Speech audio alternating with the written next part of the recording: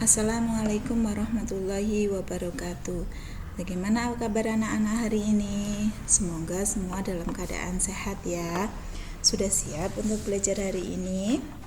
Hari ini kita akan belajar tema 3, makanan sehat. Subtema 2, pentingnya makanan sehat bagi tubuh. Pembelajaran 1 dan 2.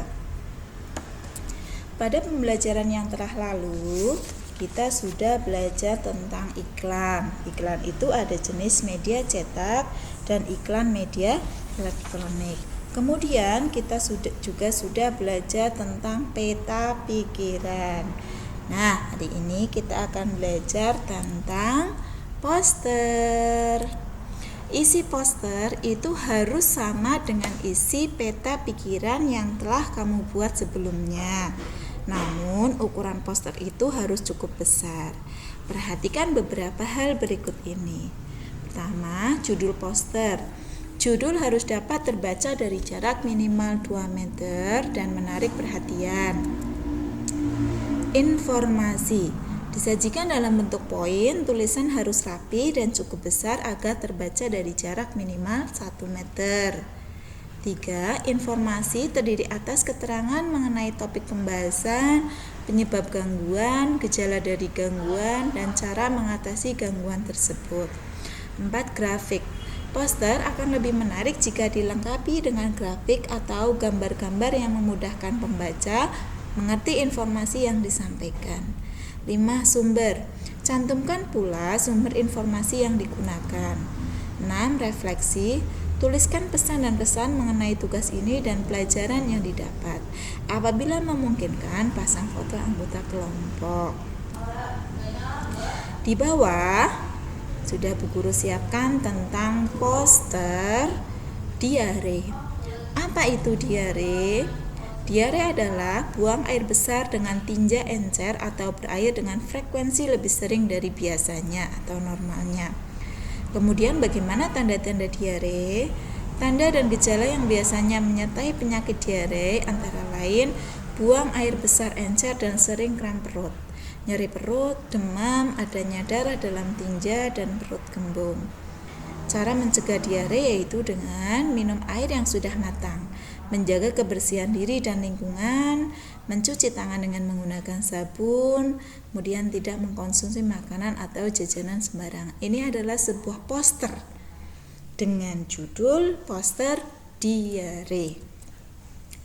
Berdasarkan contoh poster di atas, diketahui bahwa diare ditandai oleh buang air besar dengan tinja encer atau berair dengan frekuensi lebih sering dari biasanya atau normalnya. Oleh karena itu, orang yang mengalami diare akan lebih sering ke toilet untuk buang air besar dengan volume tinja yang lebih banyak dari biasanya. Kemudian, untuk mengatasi diare dapat membuat cairan oralit. Diare ini dapat menjadi gejala penyakit yang lebih serius seperti disentri dan kolera. Gejala yang biasanya ditemukan adalah buang air besar terus-menerus, disertai rasa mulas yang berkepanjangan, dehidrasi, mual, dan muntah. Pemberian cairan dan elektrolit seperti larutan garam akan sangat membantu memulihkan keadaan tubuh yang kekurangan cairan dan elektrolit. Minum cairan oralit merupakan cara pengobatan yang paling efektif terhadap gejala diare. Apabila cairan oralit tidak tersedia, maka kamu dapat membuatnya sendiri.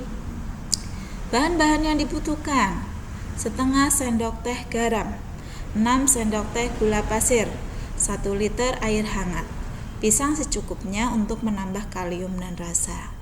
Cara pembuatan: larutkan gula dan garam dalam air hangat. Pisang dapat dilumatkan secukupnya atau dicampur atau dimakan begitu saja. Diare itu ditandai dengan encernya tinja atau feses yang dikeluarkan atau buang air besar dengan frekuensi lebih sering dibandingkan dengan biasanya. Pada umumnya, diare terjadi akibat mengonsumsi makanan atau minuman yang terkontaminasi.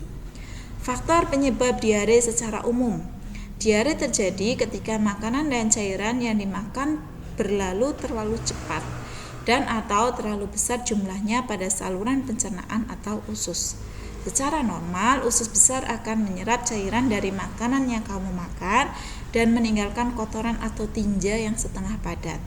Akan tetapi, ketika cairan dari makanan yang kamu makan tidak diserap, maka hasilnya adalah kotoran atau feses yang cair atau encer. Penyakit diare mungkin berhubungan dengan infeksi virus atau bakteri. Penyakit tersebut juga dapat terjadi akibat keracunan makanan. Secara umum, penyebab diare antara lain infeksi virus. Kedua, infeksi bakteri dan parasit. Ini biasanya masuk melalui makanan dan minuman yang sudah terkontaminasi. Intoleransi makanan. Ini biasanya terhadap gula dan produk susu, sehingga diare terjadi setelah makan atau minum produk susu tersebut. Alergi makanan. Ini biasanya berhubungan dengan reaksi negatif terhadap obat-obatan.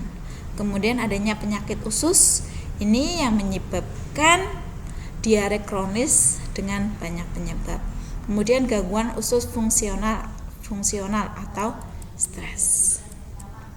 Nah, selanjutnya akan Bu Guru berikan tugas untuk hari ini, yaitu tugas mata pelajaran SPDP.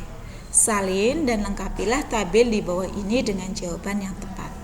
Silakan anak-anak buat tabel, disalin di dalam buku tugas, kemudian diisi dan jawabannya silakan dikirimkan lewat Wapri ke Bu Guru. Oke, demikian pembelajaran hari ini. Bu Guru akhiri. Billahi taufiq wal hidayah. Wassalamualaikum warahmatullahi wabarakatuh.